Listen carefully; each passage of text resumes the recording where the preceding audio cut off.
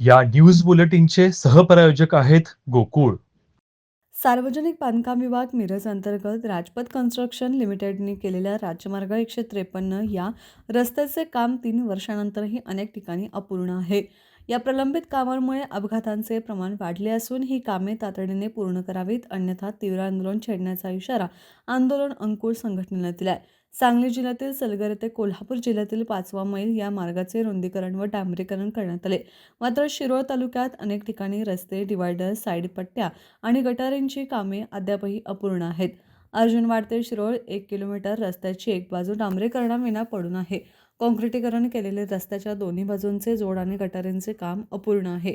शिवतीर्थ आणि महाराणा प्रताप चौक परिसरातील कामे प्रलंबित आहेत. या संदर्भात आंदोलन अंकुर संघटनेने सार्वजनिक बांधकाम विभाग मिरज यांना निवेदन दिले. यावेळी कार्यकारी अभियंता मिरजकर कार्यालयात उपस्थित नसल्याने उपकार्यकारी अभियंता करवी यांनी निवेदन स्वीकारले. या प्रश्नावर पुढील आठवड्यात बैठक घेऊन महिन्याभरात सर्व अपूर्ण कामे पूर्ण केली जातील, असे आश्वासन त्यांनी यावेळी शिष्टमंडळाला दिले.